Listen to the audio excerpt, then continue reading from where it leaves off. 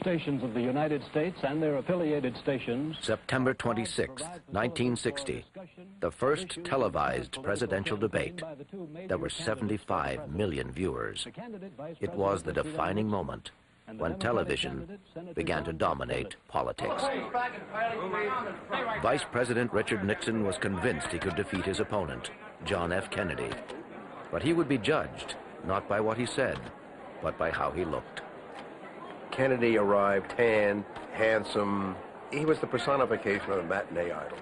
At one point, I looked at Nixon on camera, and he looked like death warmed over. But when you answer, I will cut to that camera so that the home audience is on the Kennedy camera and the home audience is on the Nixon. And I said to Kennedy, would you like some makeup? And he said, no, I don't want any makeup.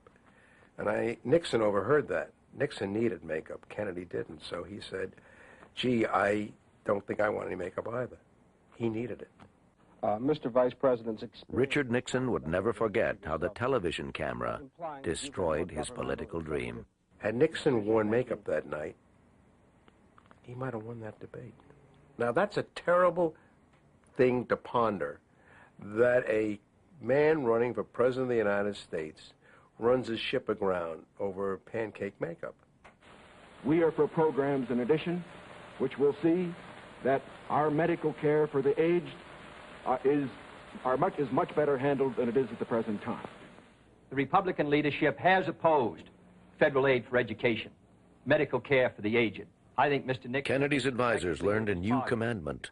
The television image is the key to molding public opinion. We want to lead the United States. The majority of people who saw the debate, and I underline the word saw, believed Kennedy had won. But the majority of the person who heard the debate, hadn't seen it, thought Nixon had won. That showed the debate that Kennedy had a charismatic way of dealing with the public through television, and that's why, because when he became president, I went to him and said, look, you've got to have live televised press conferences. Thank you.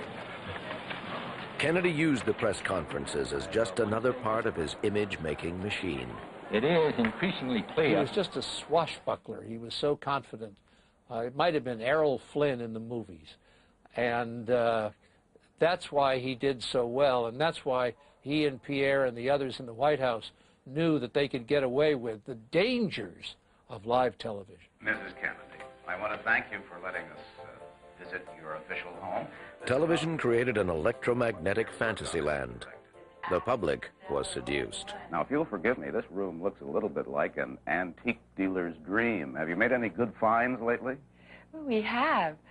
This little chest was left by President Van Buren to his grandson. It has writing inside it, which shows all that.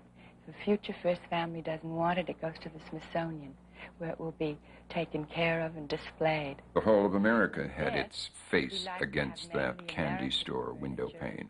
They were the beautiful people, moneyed, fashionable, handsome, living the life everybody would like to live. So it made very good television. Kennedy allowed the family to be used in, and to use it himself, in a very, almost blatant way. I remember seeing this in real life. Caroline hiding under his desk in the Oval Office and dancing around. Kennedy was, and his people, were the master manipulators of television.